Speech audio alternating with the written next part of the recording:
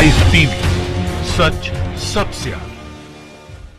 नमस्कार, मैं हूं Iqbal Parvez. The live TV में आपका स्वागत है। साथियों, अब आपको एक बहुत ही बड़ी खबर देने जा रहे हैं और एक खुशी की भी खबर है कि जो किसान आंदोलन कर रहे हैं, देश भर के किसान, उनके लिए बहुत ही खुशी का दिन है, जहां सुप्रीम कोर्ट ने साफ दो टूक कहा है कि किसानों का आंदोलन हम रोक नहीं सकते, ये उनका अधिकार है और हम उनके अधिकारों में कटौती नहीं कर सकते। ये बहुत ही बड़ी हार है भारतीय जनता पार्टी की, ये बहुत ही बड़ी हार है मोदी सरकार की और उनके लिए एक बहुत ही बड़ा झटका है। जिस तरह से सुप्रीम कोर्ट ने कहा है कि किसानों के आंदोलन को हम रोक नहीं सकते। साथियों, हम सब जानते हैं कि जब से अन्नदाता किसान आंदोलन पे आया है, तब से उन्हें न जाने कौन कौन से शब्दों से नवाजा गया। उन्हें आतंकवादी कहा गया, उन्हें खालिस्तानी कहा गया, उन्हें चीन समर्थक कहा गया, कभी कहा गया कि पाकिस्तान के लोग इसे समर्थन दे रहे हैं, कभी शाहीन बाग 2 का दर्जा दिया गया, कभी नक्सलवादी कहा गया, न जाने कौन कौन से शब्दों से उन्हें नवाजा गया। मगर सुप्रीम कोर्ट ने बहुत ही खुले लफ्ज़ों में कहा है,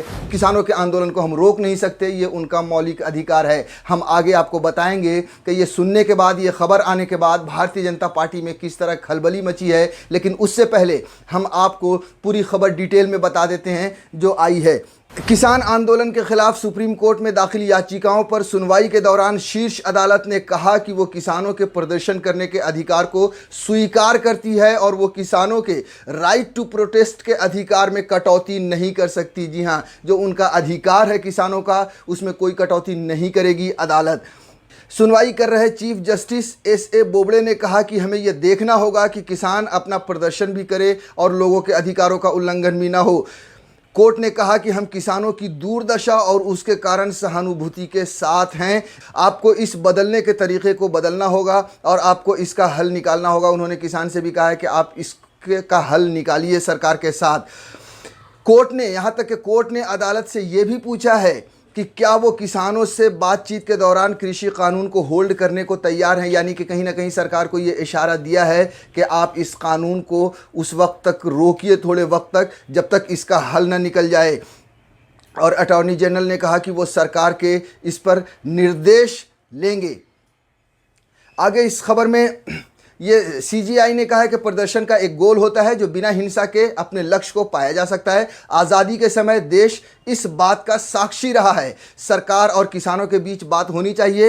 विरोध प्रदर्शन को रोकना नहीं चाहिए। यानी कि उन्होंने साफ साफ कहा है कि विरोध प्रदर्शन को रोकना नहीं चाहिए। सीजीआई ने कहा कि इसके लिए हम कमेटी के गठन के बारे में सोच रहे हैं। हम वार्ता को सुविधाजनक बनाना चाहते हैं। हम स्वतंत्र और निष्पक्ष समिति के बारे में सोच रहे हैं। दोनों पक्ष बात कर सकते हैं और विरोध प्रदर्शन जारी रख सकते हैं। यानी आप किसानों से ये कहा है कि आप बात भी कर सकते हैं और अपना प्रदर्शन, जो आपका विरोध है उस बिल के खिलाफ, उसको आप जारी भी रख सकते हैं। पैनल अपने सुझाव दे सकता है। इस मामले में कमेटी, एग्रीकल्चर एक्सपर्ट जैसे पी साईनाथ जैसे लोग शामिल हों। साथियों, जब से मोदी सरकार ने ये किसानों के खिलाफ 3 काले कानून बनाए हैं, तब से किसान आंदोलन कर रहे हैं और उन्हें रोकने की भरपूर कोशिश की गई। पहले तो पंजाब और हरियाणा में इसका विरोध प्रदर्शन शुरू हुआ, लेकिन जब सरकार के कान पर जूं ना रेंगी, तब पंजाब और हरियाणा के किसान दिल्ली की तरफ कूच किए, दिल्ली की तरफ आगे बढ़े और देश के सारे किसान घुसने लगे, जमा होने लगे दिल्ली की तरफ। लेकिन सरकार ने उन्हें रोकने की पूरी कोशिश की, किसानों के इस आंदोलन को ख़त्म करने की पूरी कोशिश की, तरह तरह के लालच दिए, उन्हें कहा कि हम बदलाव कर देंगे। लेकिन किसान अपनी ज़िद पर अड़े रहे कि उन्हें बदलाव नहीं, पहले 3 काले कानूनों को वापस कीजिए, उसके बाद जो कानून होगा उस पर बैठ के चर्चा करके कानून बनाएं। सरकार ने जब दिल्ली की तरफ बढ़े किसान, तो उन पर पानी की बौछारें की, कहीं लाठी डंडे चलवाए, कहीं उसके अलावा जहां जहां भारतीय जनता पार्टी की जिन राज्यों में सरकार है, वहां के किसान जब निकलकर दिल्ली की तरफ कूच करने लगे, तो वहां की सरकारों ने उन किसानों को रोकने की कोशिश की। मगर अब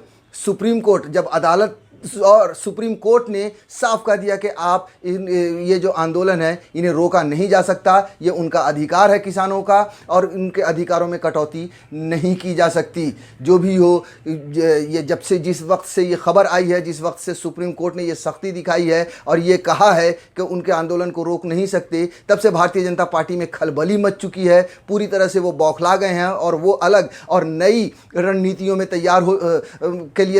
नई रणनीतियाँ बनाना बनाना उन्होंने शुरू कर दी है। आपको बताते हैं कि ये खबर आने के बाद अमित शाह, होम मिनिस्टर अमित शाह ने अपनी टीम के साथ बैठक शुरू कर दी। वो अब रणनीति बनाने में लग गए। उधर प्रधानमंत्री नरेंद्र मोदी भी मध्य प्रदेश के किसानों के साथ कल मिलने जा रहे हैं, जो साफ दर्शा रहा है कि अब इनके अंदर खलबली शुरू हो चुकी है। क्योंकि इतने रोकने के बाद, इतने तरह तरह के लालच दिखाने के बाद जब किसान नहीं रुके, अपनी जिद पर अड़े रहे, तो अब तो सुप्रीम कोर्ट का शह मिल चुका है। अब तो सुप्रीम कोर्ट ने भी कह दिया है कि इनके आंदोलन को नहीं रोका जा सकता। ऐसे में इन लोगों का जो मिलना है, चाहे वो अमित शाह की मीटिंग हो या मोदी का किसानों से मिलना हो, ये दर्शा रहा है कि इनके अंदर खलबली मच चुकी है।